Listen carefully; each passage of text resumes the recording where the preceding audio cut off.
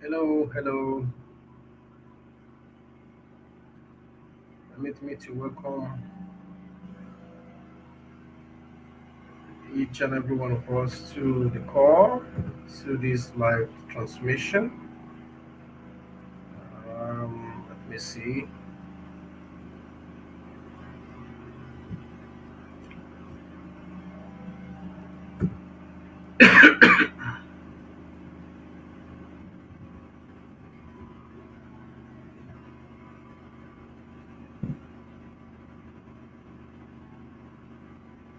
So, if you are,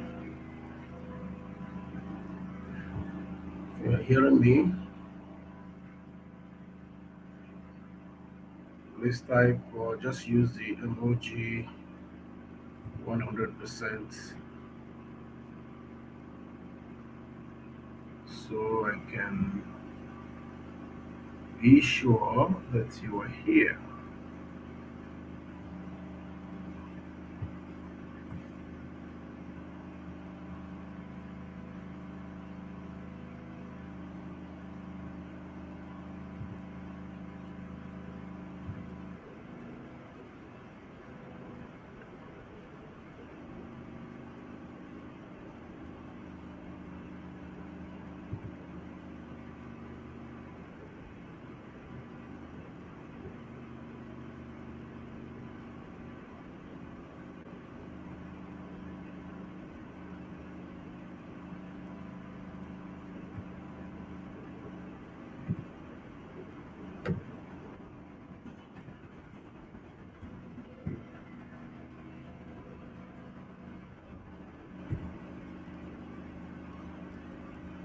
So, thank you for those of you who have joined.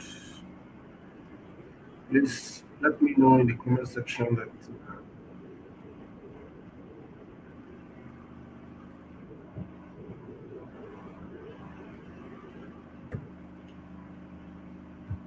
just type something in the comment section, say hello or say good evening or good afternoon. Yeah, so Patience Ochanya, thank you so much. I can see the fact that you have joined. So Solomon Olubo, good evening. Also, thank you very much for joining the class. A let's give like 2 more minutes so that we'll get to it. Yes, I'm glad to have you both. Patience, so thank you for joining. I hope you are all doing fine today. So please, from time to time, if you have anything to say, it will be good if you type it out in the comment section. That will help me to follow what is going on in the space. And then if you have any question to ask, you can do that. All right. So while we're waiting for others, let me see. Uh,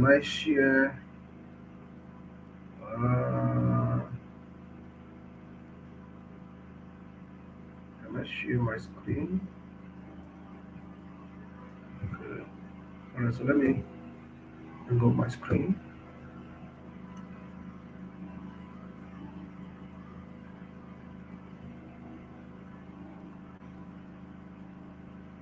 So let me share my screen.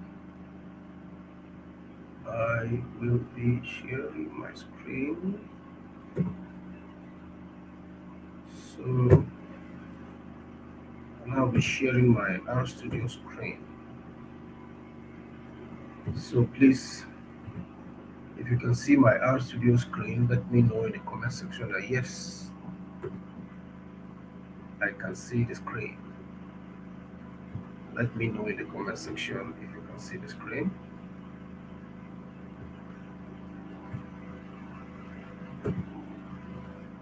I can see the RStudio screen. Thank you. Patience.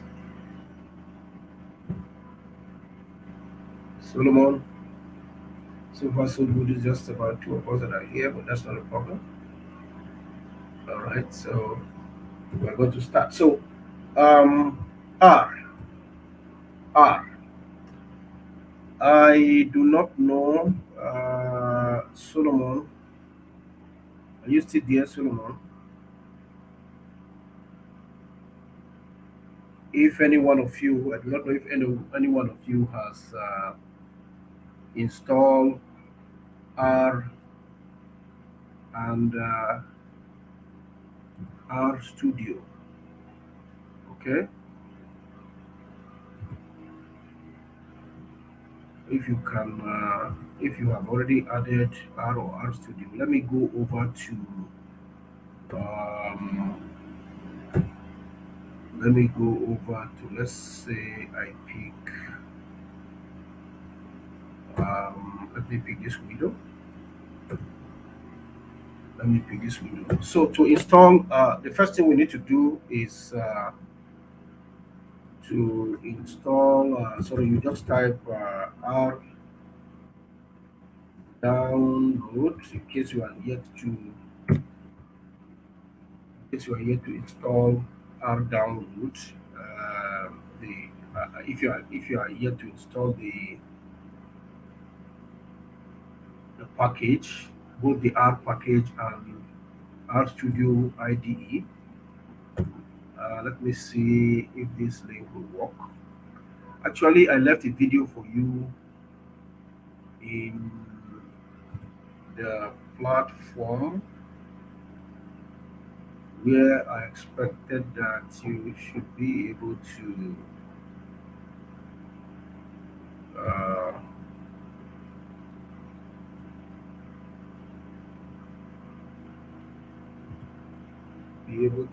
download R4. Okay. Yes. So to do that, you simply go to, I think, this link,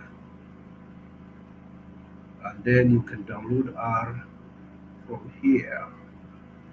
Let's see. I'm not going to download it now because I already have it installed in my system. But let me not waste resources on that. But this is where you go to download your R. Okay. So for R Studio, I think there's one of the websites you can download both of them. So let's see if we say this. I think when you come over to maybe this, you can as well download R Studio. So when you download them, you install them. Um, I sent out a video which I used for. Oh, it's like you're not seeing the screen, right? Just give me a second. Let me.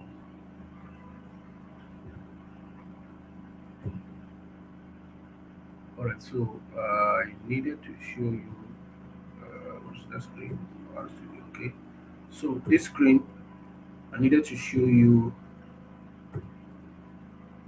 this screen.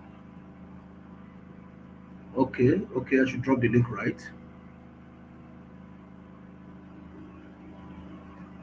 All right, all right. So let me see.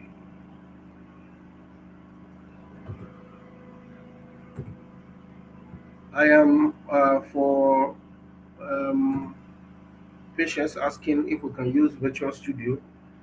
I think that is possible, but for those of us who are over here in Nigeria, that data is a problem, I would rather advise that you download an RStudio into your system so that you will not at all times require to go online each time that you need to work with R. So you can download RStudio. I think you can use this particular. Let me get this link. I would rather prefer to where you can get both of them. Studio. Give me a second. Studio. Solomon has already installed. Solomon, you have already installed RStudio. Uh, something. Oh yeah. So I found the place. Good. Let me see this link. Good. Good. Good. Good. Good. So this is beautiful. Yes. Finally, you're asking for the link. Here is the link.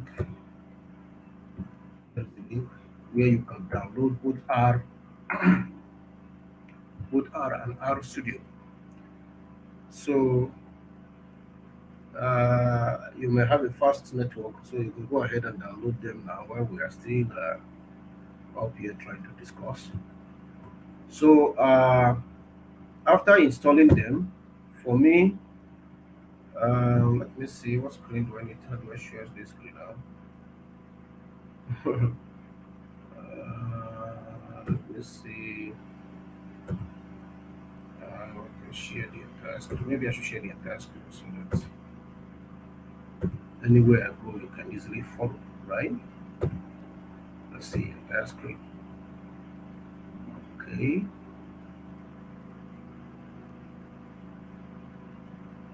so entire screen. Okay, so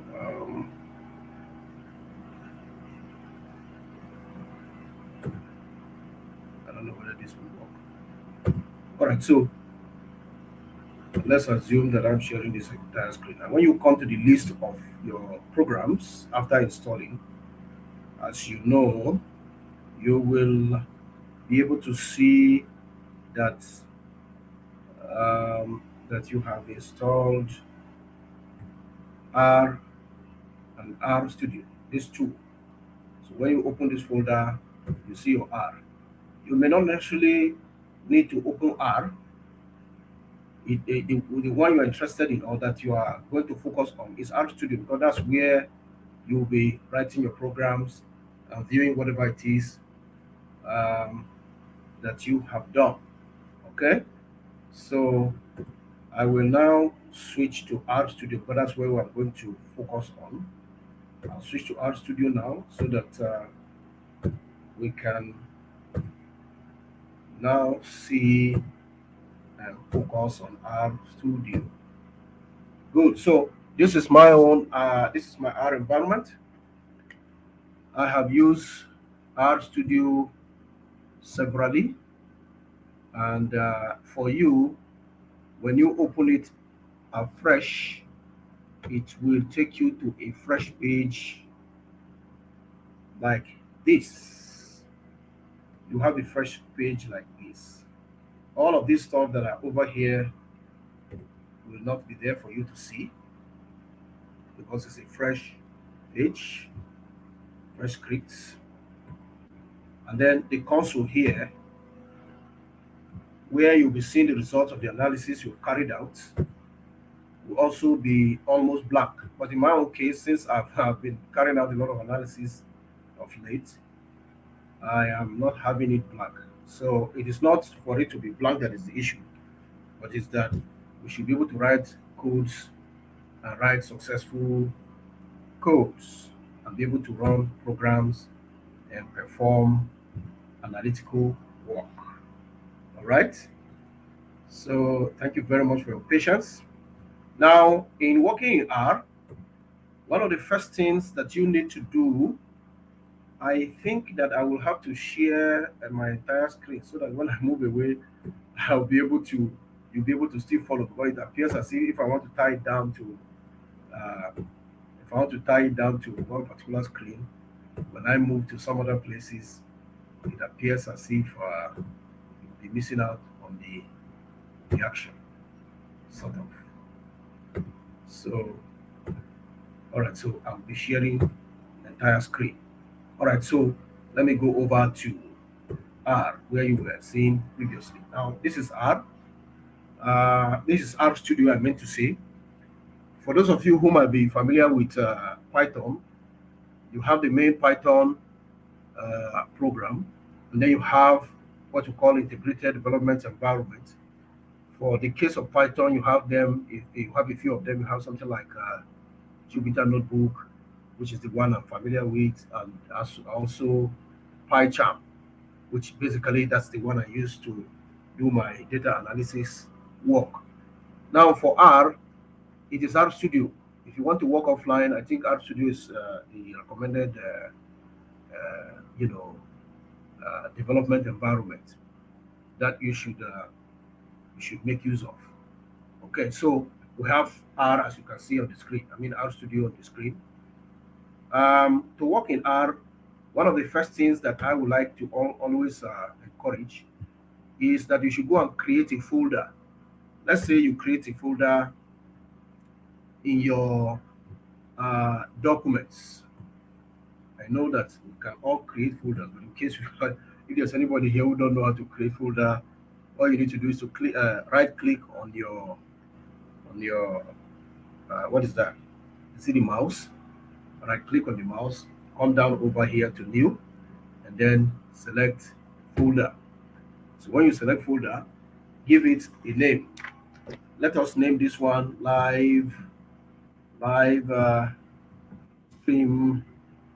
Let's say we call it live streams because maybe this is where we're going to be working out of. Okay, so after you have created a folder, this folder is where the data you are going to be working with, that's where you will place them, and that's where you are going to save your code, your R script that you have developed, which can be shared with somebody. You can share it with your friend over, maybe you send it as email or as any attachment to someone who also has um, R or RStudio installed in their computer. As soon as they open it, they will just do a few changes on your code, and then you'll be able to perform the exact same analysis that you have performed. Okay, so after creating your folder, you can do well to go back to your RStudio and name your script. Now, note that I have scripts that I've already, you know, used before today. I have this one, I have this one, I have this one, I have this one, and many more. Now, you are having this one. If you are opening it for the first time, you're going to have untitled, maybe untitled or just untitled one. I am having untitled 4. That is the default name that the program has assigned to these scripts. But I'm going to change it. I'm going to change it because I would like my scripts to sometimes bear a name that can easily let me know what the screen, I mean, what that script is about. Okay. So please, as we go on, at any time you may leave a comment for me to see, or you can go ahead to. Okay, so somebody is still downloading RStudio. Okay, no problem, no problem. Note also that the video will be will still be on the channel, so you can easily go back to it and watch. But while we're waiting for you to finish installing, uh, I'll just pay attention and listen to what we have to say. when your stuff, when your code downloads, when it finishes downloading and you finish installing it, maybe we can pick up from there. All right. So thank you very much. I'd like to appreciate the two of you for joining the live stream. Actually, Patience just joined uh, a few minutes to the commencement of this class, and that shows somebody who is interested in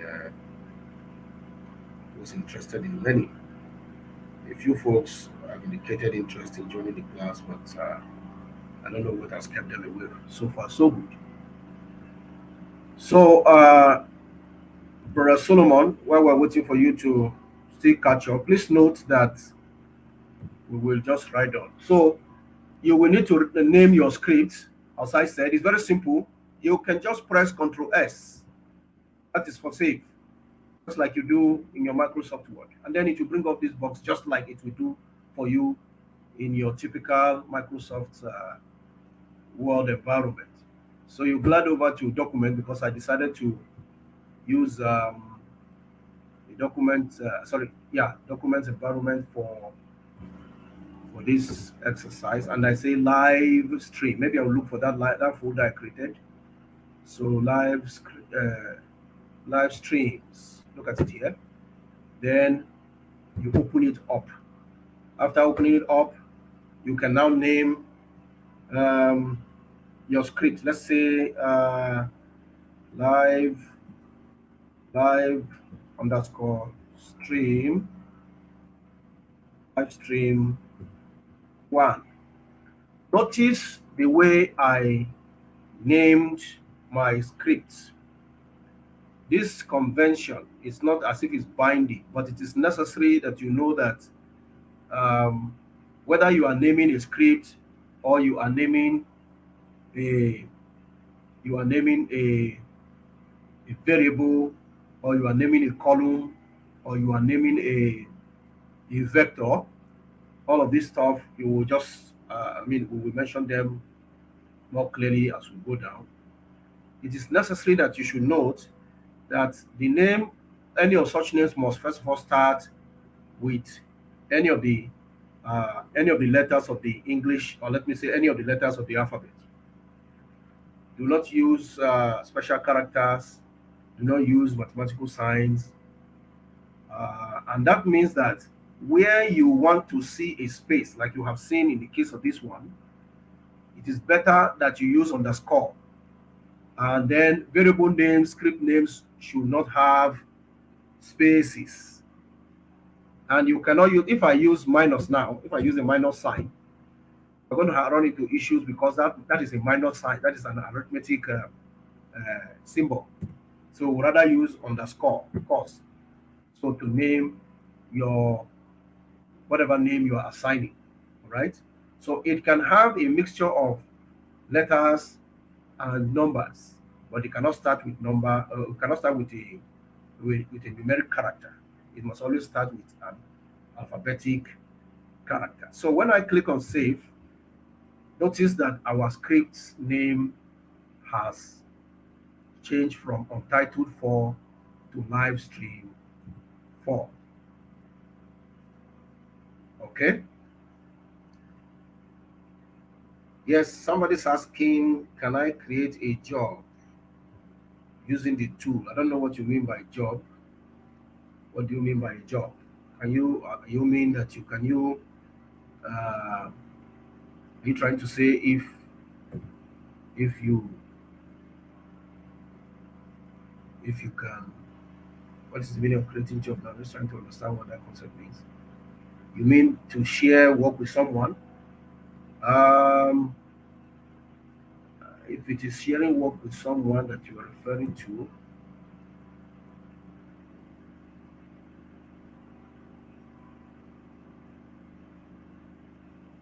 there is, as far as data is concerned, the limit or the extent to which you can use R, it's only in the hand of God. What I mean by that is that it is almost limitless.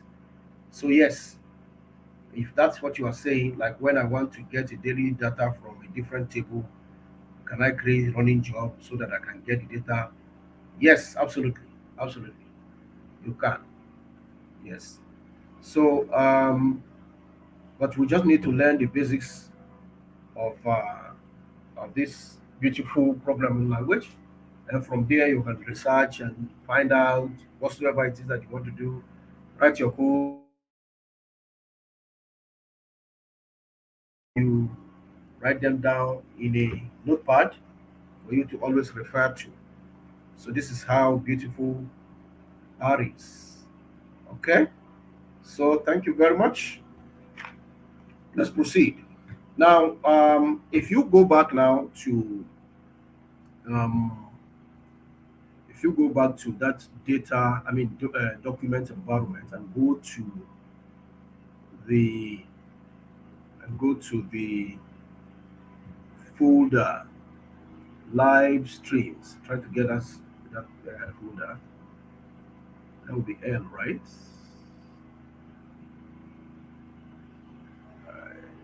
I want to see it. Document L.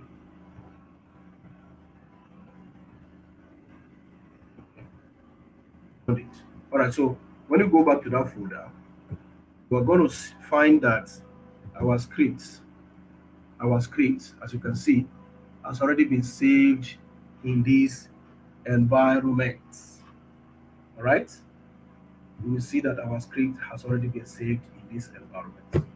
Now, assuming you want to change the name, you can just come back here, just as you would change the file name for a Word document or an Excel sheet or a PDF or a normal document or a normal file.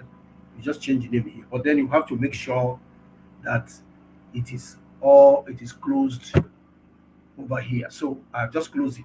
If I want to change the name, if I want to change the name, I'll come here and say, let's say you right click on it and then you rename it here. And let's say I can just remove that dash one from it. Name is changed. Now, when you now open it, it will take you to it will now take you back to RStudio, and then the new name that you are changing to is what you will see it operate with. So that's one point: how to create and save your scripts. Then the next thing you need to do in R is that you must always ensure that R knows the working directory that you are working out from. You must always make sure that R is fully aware of the working directory you are working from. So to do that, before I go on with that, I will have to quickly mention that in R, maybe just like Python, you are allowed to incorporate comments. Comments are just ordinary statements you make that the computer will not count as part of the code. However, they are there to either explain to you after some time, because sometimes you may forget what your code is doing. So because of that, whenever you come back, you should be able to know what that particular line of code is doing. And the best way you will know is when you write a comment by the side, either by the side or just before it, to explain what that line of code is doing. So in R, just like Python, to introduce comments, we use hash. We use the hash, uh, you know, the hash character. So when you bring in the hash, I will not type set. We'll just type here. Let's say maybe in cap set working directory. Now this means that uh, you are going to instruct R that everything you are going to be doing, as far as this particular script is concerned, it should be operating from a particular location of choice. It should be operating from a particular location of choice. And that location is determined by, just for you to write a very short code, set WD, which is a function for setting working directory. Set WD, that's the function for setting working directory. Now, I You could go to, let's say we go to this live stream, and then you right click. We want to get the working directory of this particular location. So what do we do? You click on, you right click on live stream, and then properties. When it opens up, look at location, look at location, look at location. This is the location of this working directory. So you just highlight it and copy it and close it, and then you go back to R. Now when you get to R, uh, you must note that anytime you are dealing with um, strings, that means you are dealing with uh, you know a variable that is carrying a name that is written in alpha numeric characters, meaning that it is written either in the normal alphabetic characters or a mixture of alphabetic characters and numeric characters. You must insert that particular name in inverted commas. So as you can see, I will now insert it inside double quotation marks, and then you paste that link that we copied. Now, before we go away, the strokes, we call them strokes over here in Nigeria. I guess all of us know what they are. The ones that accompany it are the backward strokes, but we normally use forward strokes in R. So you change those strokes from backward facing strokes to forward facing strokes. Now, this code is called, this code now has set your working directory to that live streams, that folder live streams. This code has set it. Now, if you run it, it will, you know, implement this particular command. But how do we run a code? If you are seeing me, if you point your cursor on this run, that is, make sure that your cursor is first of all either at the end or anywhere on your code. Then you click on run. How do you know that it ran successfully? Come over down here, and you see that this is showing in blue. There is nothing in red. Since it is showing in blue, it means that the code was implemented successfully. It means that it is implemented successfully. After typing this ZWD and this address, you can type it if you have it. It may not be the same in your own case as it is in mine, depending on the type of system that you have. All right. So, depending on the type of system that you have, it's like one person has dropped, but whatever the case is, we still have at least one person. So let's move on. All right. So we have set our working directory now. This is how to set working directory. How about if you want to check what working directory are you? If you want to check what working directory you are, let me just type that instruction, say to check the working directory you are in. You will type every code is written in small letters except on some special cases, and some of those cases we will see them. Some functions have the need for us to introduce, you know, um, what we call capital letters or what we call upper cases. But as much as possible, use lower cases to write your code. All right. So if I want to find which working directory we are operating out of right now, we just type get wd, the function. When you say get wd, and then you include. Let me redo it so that you see. When you type get wd, you see that it shows up here. When you pick it from here, the open and close brackets will come in, telling you that this is typically a function. Right? A function will always have a function name and then open and close, because it is inside the bracket that you will type either the file you are interested in or some other thing that may be of interest to you. All right, so when you run this code, come over here and also click run. It will tell you that you are in this. This is it. So that's how to get working directory. Okay, we have a few functions. I think one of the best ways that I use is that I use to teach my classes is that we work just like the apprenticeship situation in Nigeria. We create the problems, and as we are solving the problems, most of the things that we need to set, I mean, to uh, to to work with some of these problems, we will begin to use them as we come across them. So after you have set your working directory, this is not necessary here, but let me leave it here for your notes sake. I'm going to share it with you later on. You should know that in carrying out data analysis in R, you need to in carrying out data analysis in R, you need to use a particular package. That package is known as tidyverse. Let me write out the spelling.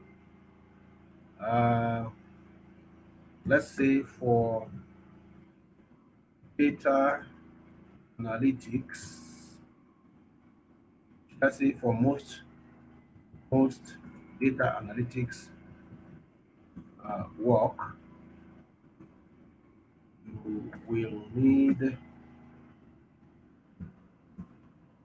package called IDBs. This is the package that will be very much important to you as far as data analytics is concerned. You may be needing some other ones, but this one is probably sufficient for almost all the things that you need to do. And to get this package into your computer, it is not. It is important for you to note that it is not pre-installed. You have to install it by yourself. And how do you install that? What you do is you go over to tools here. Please, if you are following me, can you just type I am with you? Please type I am with you. Please type I am with you. Enter I am with you. All right. I am with you. Type I am with you so that I know that you are still there. Thank you very much. Tidyverse is having S. Okay. Tidyverse. So to install any package in R, one of the ways that you can do it is just to come over to tools, and you can see install packages. All right.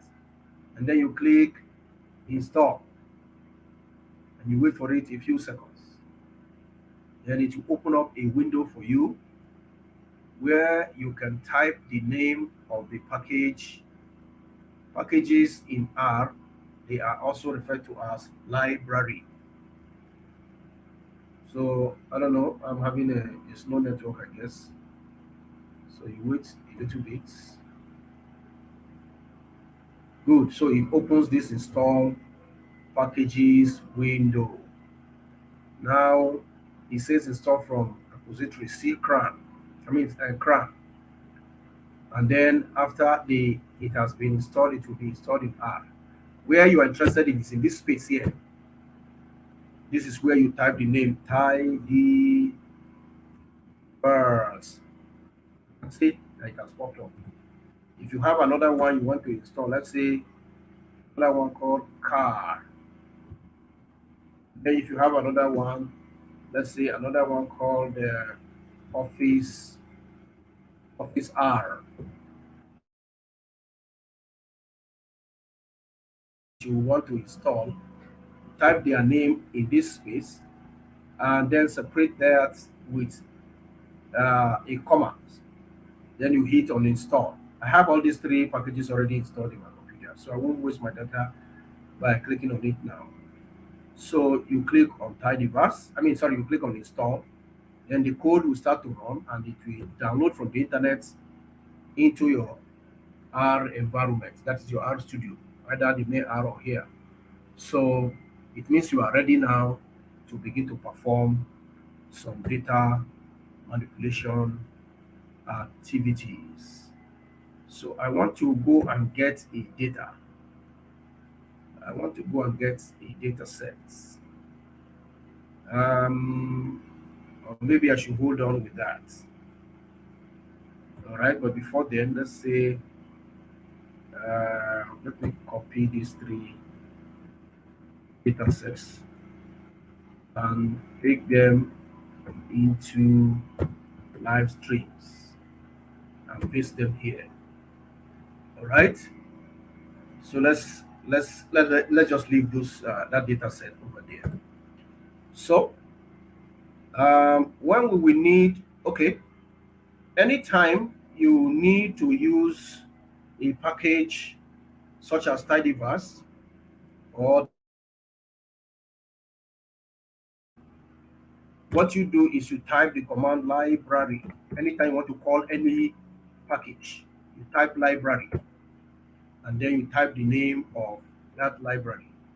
Let's say type B, as you can see. When you type this and you hit on run, it will invoke or bring up this library into this space and then preparing itself for you to use. I hope that is taken. So let me see. I hope we're still okay. Chanya, you're still here. Thank you very much. You're still being here. And please, thank you very much. You have typed that. Kindly drop the name of the package. All right. So the name of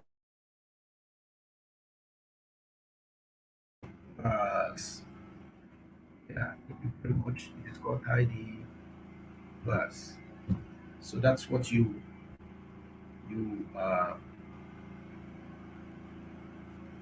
that's what you will need to do. Thank you very much. That's what you need to install.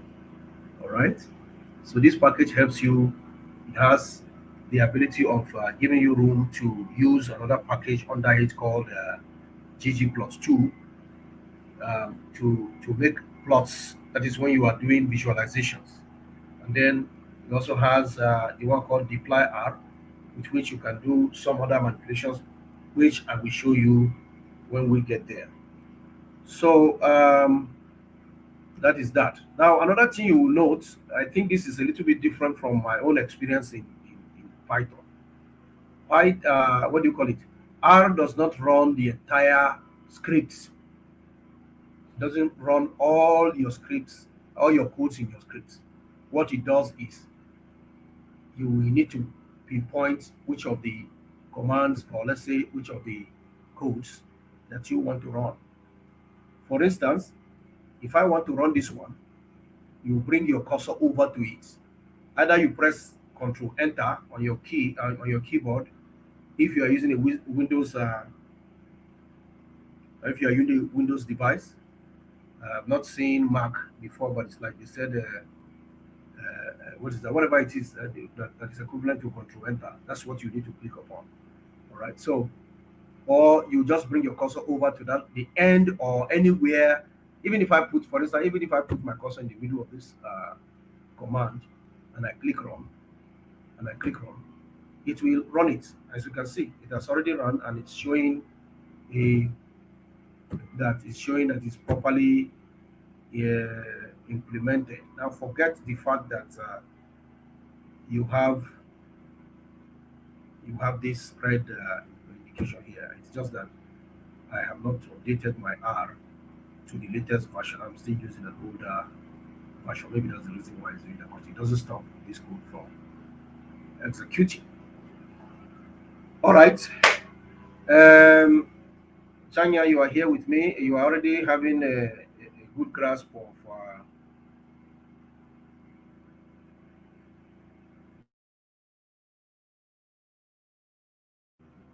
You said when carrying out data analysis.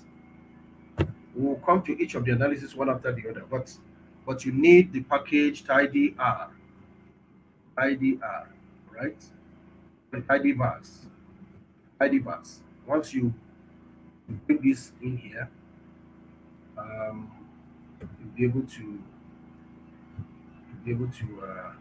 let's see. Can you boost your screen? Let it be fully.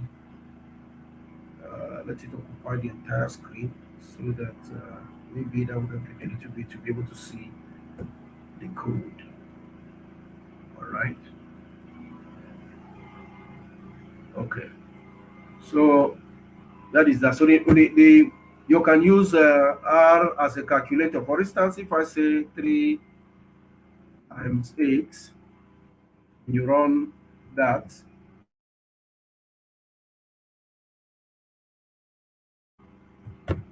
If I say uh, sine sine 60, I'm looking for sine 60. You press that, it give you the value of sine 60. If you say cos cos 30, you run that, it give you the value. So you can use R just like you would use a calculator. All right. If you are interested in creating a sequence, for instance, let's say you want to create a sequence of numbers running from, let's say, to create a sequence say from 1 to 50. To create a sequence from 1 to 50, you use the sequence function XEQ. All right. And then when you say 1 to 50, that is 1 colon 50. When you run it, it will run all the numbers as you can see from 1 to 50 for you. Assuming you were saying 1 to 100, it will do the same thing. You do the entire thing. And you can see that it's so fast. If you are familiar with, if you are familiar with something like Microsoft Word, no, not Microsoft Word, Microsoft Excel, you will notice that certain calculations takes a little bit of time, especially when you have a large data set. So when you have a large data set, um, R and probably Python becomes your best bet because they can retrieve data at a much faster rate than Microsoft Word will ever think to ever be able to do. So that's the advantage of using R. Okay, so let's talk about creating a data frame. A data frame would be something like a table where let's say you have, let's do that and say to create a frame. Data frame will be something like a table, which we will soon do now and view it, and then you'll be able to see how it looks like. Let's say our data frame, which is going to come in form of a matrix. Let's say it is going to be named, um, let's say Solos data. So let's say Solos data. Let's say Solos data frame, Solos DF. Now, in R, we use the less than sign to assign vectors. See that? The sign, less than sign. Trying to check and be sure that you're able to follow me. All right. So thank you very much that you are still following. Uh, Patience. Oh, it's like everybody else is. It's gone off. Okay. Whatever the case is, I will be here running it until I'll be here running it until 1 hour is over. So I'll run it till 6:10, whether anybody's online or not. Okay.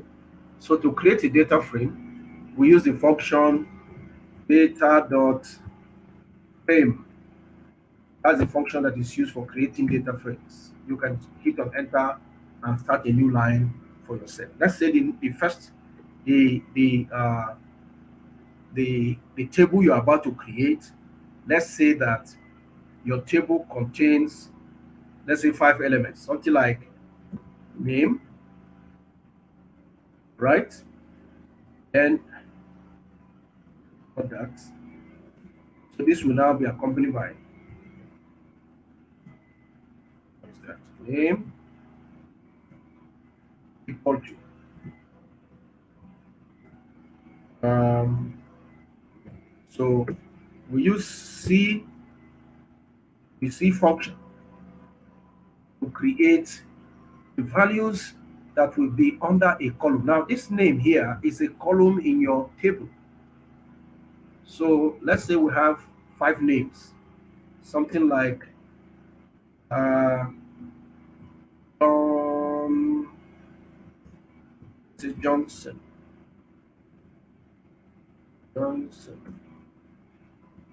Chris. Now, notice that I use inverted commas because this particular information we have over here is in alphabetic characters, which makes it a string. Therefore, it must come in inside inverted commas. Either, most of the times I like to use double inverted commas. So under the column name, if you like, you can call it. Let's even call it student student name. So you cannot leave a space for any when creating column names, just like I mentioned earlier. Student name. So we have Johnson inserted in inverted commas. Then another inverted comma to bring in the next name. Mary Sue, for instance. The third person should be Margaret. Margaret. Um, Margaret Bush.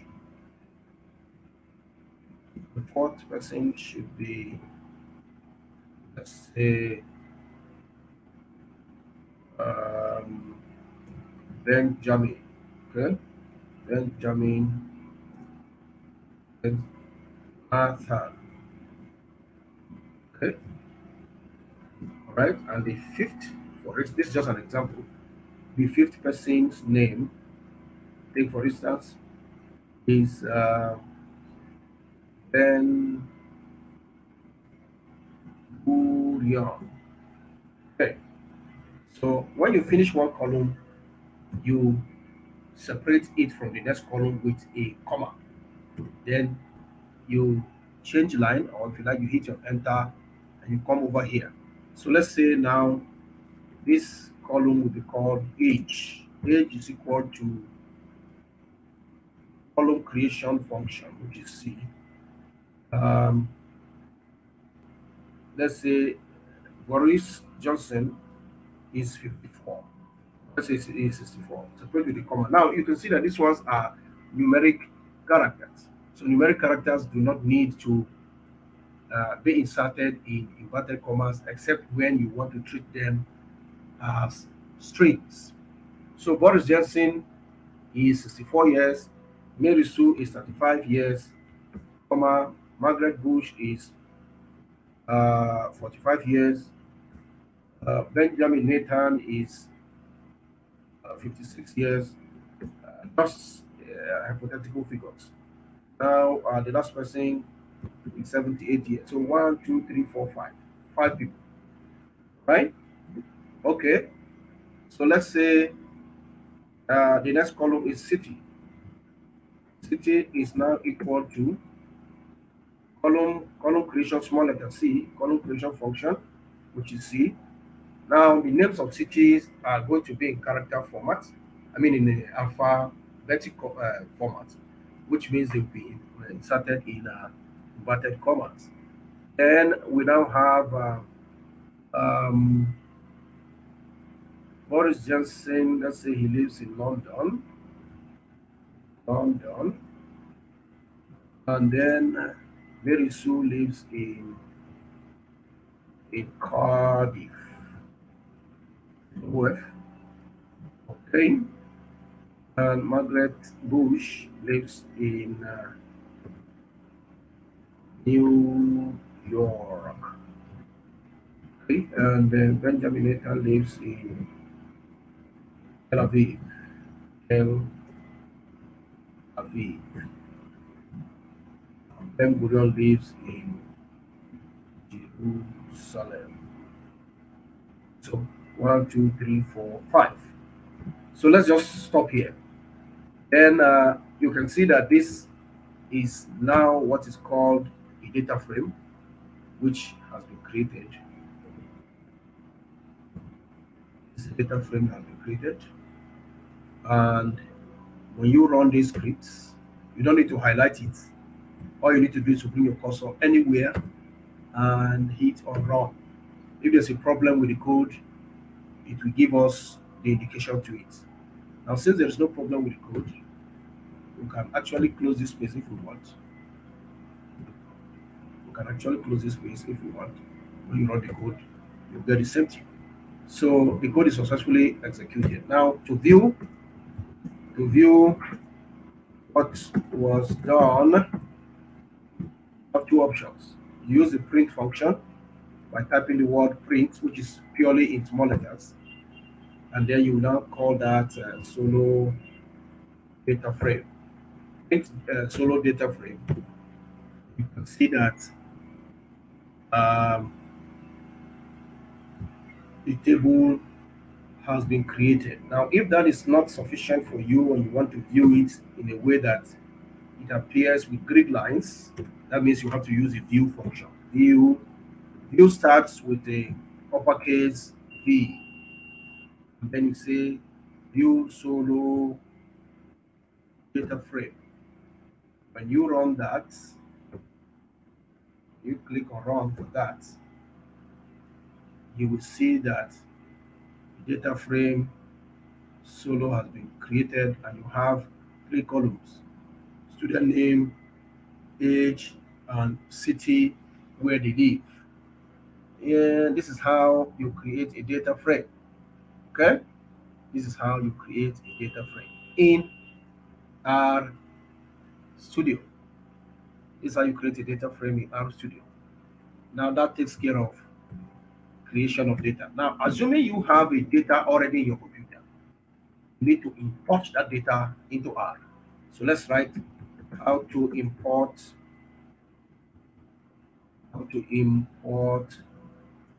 data sets into R. Now, import a data set into R, you must always assign a name to it, just like we did for the data frame, just like we did for the data frame that was created here. That's this solo. All right. So, and the data frame, I mean, the data we are interested in importing to this, working environment. This student test A, student test B, and student test C. All right. So I will like to call them, let's just say test one, test one, assign your variable using this less than sign with minus that I mentioned earlier. Then you are now saying that it should import a data set from your computer. And the function for doing that is read dot. Now, this particular data set is in comma delimited format. All right. can see, sorry, comma separated values. That is CSV. We are now going to say read.csv. This is the function for reading CSV files. Then the name of that particular data, you will type it out exactly as it is. So student test A, right? So you type in inverted commas, small letters, student underscore test underscore A. So for clarity's sake, and we'll go over to check that that's the correct spelling that has been assigned. Now you see that we do not need to include the the working directory, all of this. The reason is because we have already set working directory. So when I hit,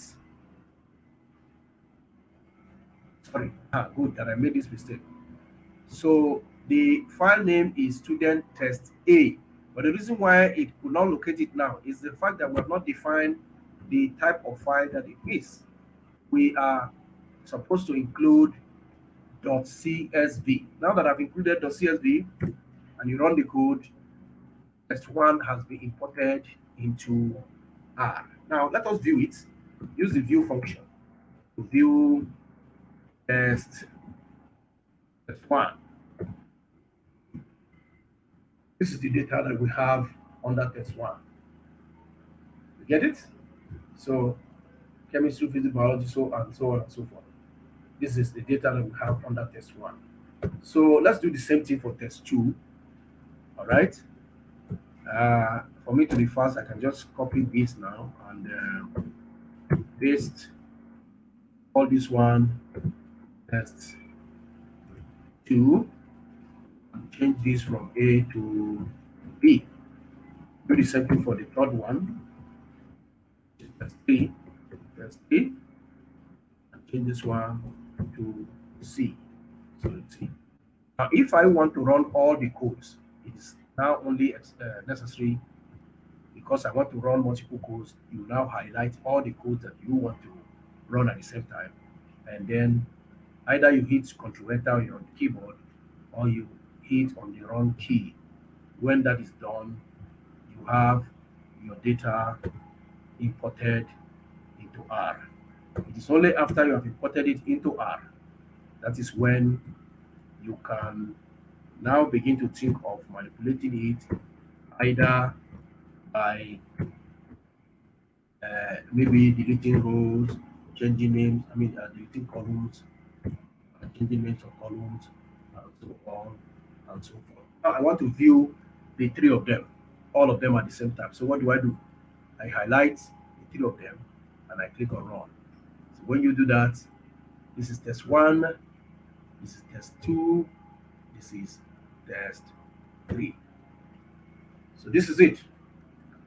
Now before I leave, I said I'm going to stop at 10 minutes past 6.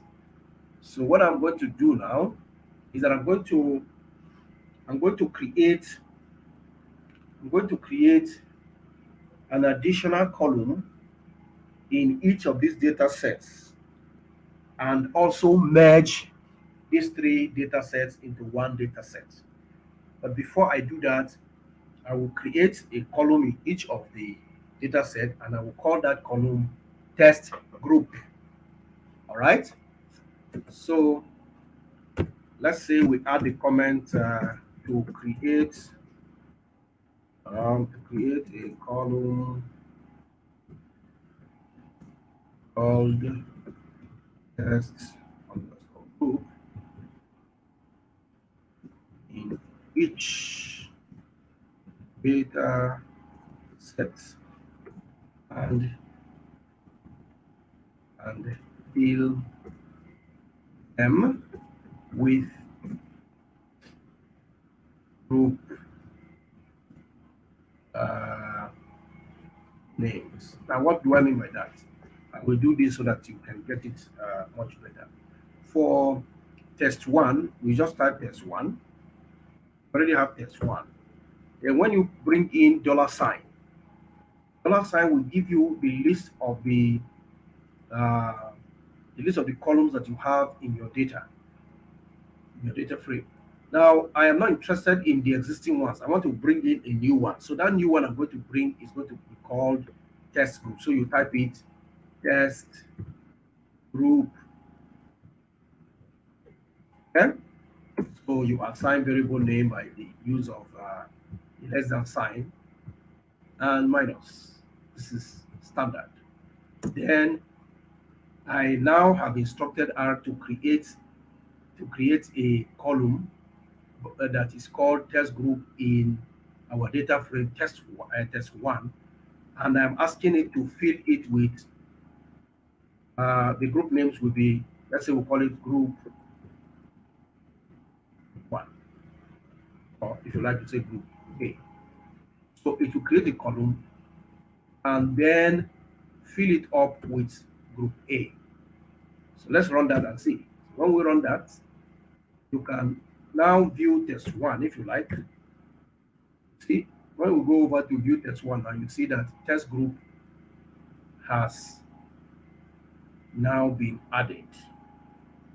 For perspective sake, go to test two.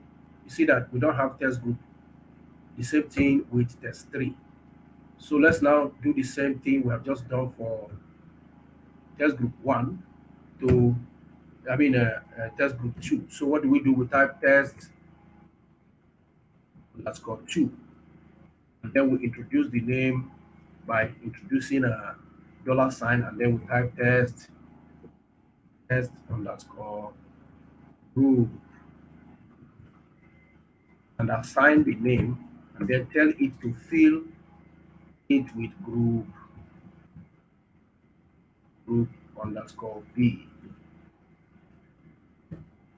Guess what will happen to test group three? Test group three, which is the same one here. Use dollar sign and type test underscore group, assign variable name, then fill it with group underscore C. When you run these three,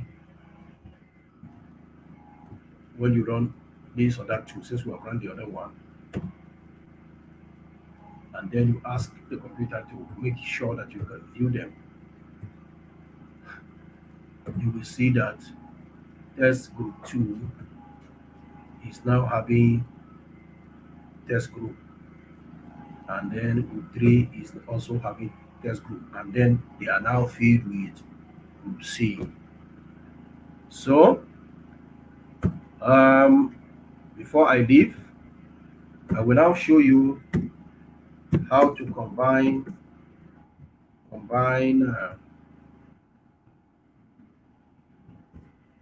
data, like call it data frames, into one column wise, right? Meaning that if you check test group one, they're having serial number, so on and so forth till test group. So they're having the same number of serial number, column names, and at the same time, all across board, meaning for test one, test two, test three, they all have the same column names. I want to merge the data such that, for instance, serial number one, where the first data frame, which is serial test group one, where it stopped at 1020. Test group two now started at 1021 and ended at 1040. And then test group three now started at 1041 and stopped ended at 1060. So these names are just hypothetical names; they are not anybody's name. So any name can be in that space. So what do we do to merge these three data sets into one? All you need to do is to create a new data set now, and you give it a name. Let's say you call it test combined. Get that? Assign the name using this formula. Then we're going to use a function called row bind. That is R bind, which is this one. Okay. Now we will mention the name of the uh, data frames that we're combining into one. In this case, it's test group test one, comma, test two, comma, test three. Notice that we do not need to introduce the column, quotation marks. This is because these are variable names that are already existing here. So the computer is already familiar with these names. Unlike this one that is hidden somewhere else that you need to use quotation mark for. These are variable names for vectors, not column names. All right, so when I run this code, all things being equal, running this code now, since it has been successfully executed, indicated by the color blue, we can also either print or view. Let's use view this data set, use the view function, and say new test row, no, test combined. So when you run that, you see that those three data sets or data frames have been combined into one as indicative right here from serial number 1001 to serial number 1060. So, ladies and gentlemen, thank you very much for being part of the live stream today. This is just part of how you can manipulate data on R. R. There is still a lot of things to do. Data cleaning. Maybe you have to find the rows. Find the means of rows, or find the sum of rows, or find the sum of column. Remove missing data. Perform summary. Create tables, frequency table. Let's say, for example, I want to create a frequency table now. To create a uh, frequency table, all I need to do is to name your frequency table. Uh, Name our frequency table. Let's say we call it frequency table one. Assign variable name. Then use the function table. As simple as that. Use the function table. Then, using the function table, you need to specify which data set. Let's say uh, data set is test combined. Test combined. Which column do you want to create a frequency table for? That will be done by the use of the dollar sign. And as you can see, it will give you a list of all the column names that were got in your table. So let's say we pick test group. All right. When we pick test group and we run this, we say either to say print, for instance, print frequency one to show you that group A has 20, group B has 20, and then group C has 20. This is how it is done. Assuming I decided to use another another column. Let's say I pick chemistry. It will summarize this course in chemistry and create a frequency table for it. So if I view it here now, you can see the dispersion. Mhm. And then if you even go ahead to use the view function, um, you'll be able to appreciate it better. See, the variable now is these are the figures, and it's telling us the frequency distribution of each of the numbers that we have under that. So, ladies and gentlemen, permit me to stop at this point and leave me your comments in the comment section. And in the next class, we'll be discussing even more.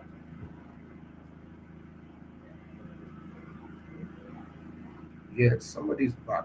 Let's see who is missing. Okay, Chanya, you're back. I was going to stop. even though as if nobody was here. Okay, so thank you very much for being part of the class. Please, since you have my WhatsApp number, you can always reach out to me to ask questions where I have the solution to for you. I'll be able to talk about it. All right. So it's a very big pleasure to have had you here today. All right. So let me just add one more thing. Since you are back, I didn't know that you were back. Uh, um, this column creation, for instance, let me go back to view test combine. You can see that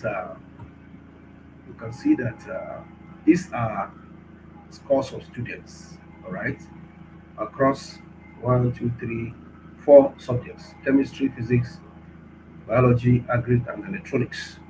All right, so we can create another um, we can create another column here. Let's say you are the teacher of this class, and then you want to determine which student score, or you want to determine the student total scores.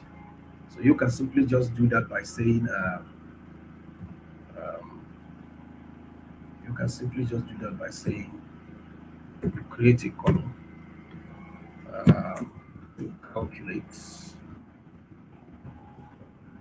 the total across, right, across, this across rows, right? So you call the name of the data. We have tests, test combined. Then you create a new column by introducing the dollar sign. So and then you call your column name by name. Let's say we call it total score, right? Assign variable name by the use of less than sign and the minus sign. Give a space. Now I want to find the total score of the student. So you use the function called row row sums. So you see this is a function that uses capital letter in this fashion, row sums. Then after calling the function row sums, you will now call the data set that you're interested in, which is test bind, right? Then you bring in your square brackets. Then you have a comma. Then you introduce your uh, column creation function, which is C. Excuse me. Then you bring in the name of your columns that you want to use. So we have chem for chemistry, phy, biology, agri, and electrical. So let's do that. Remember that these are not names. I mean, these are column names, so they must be introduced with you know inverted commas. So chem, comma, space, then phy for physics, and bio for biology, I guess, comma, uh, agri, and then electrical. Sorry, elect. It's just elect. When you run this script now,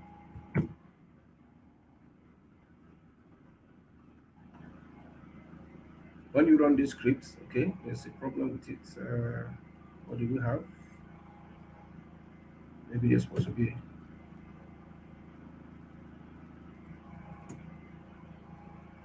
a space there.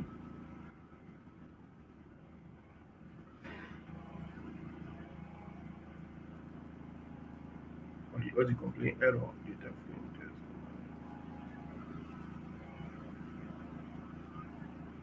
Okay, so undefined columns selected.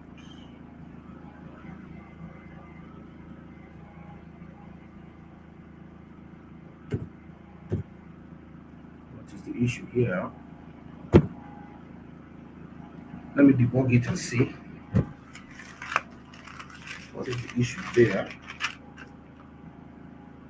Um,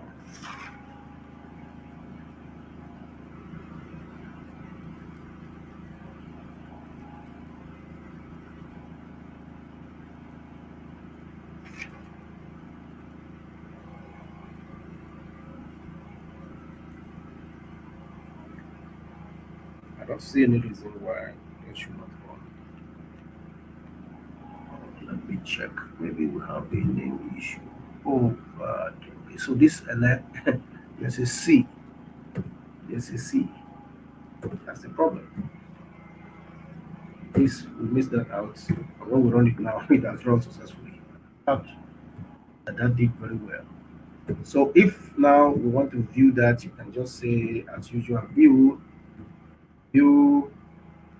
tests combined.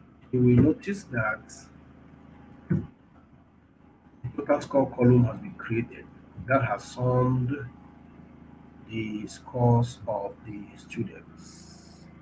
Okay. Now the same way, this is the last one I'm going to talk about. In the same way, permit me to copy this time around. The same way, if you wanted to find the rows, I mean the means, let's type that and say to calculate mean mean scores. It means scores. Uh, Name this and say mean score and remove this function which was row sum previously. It will be row means. Very simple. Every other thing will be the same thing as you had it here. And when you run this code, it will work correctly. So when you view, you will see that a mean score uh, column has also been created. So thank you very much for joining the class. I like to punch out from here. Let me know what you think in the comment section. I will see you in the next one. God bless you.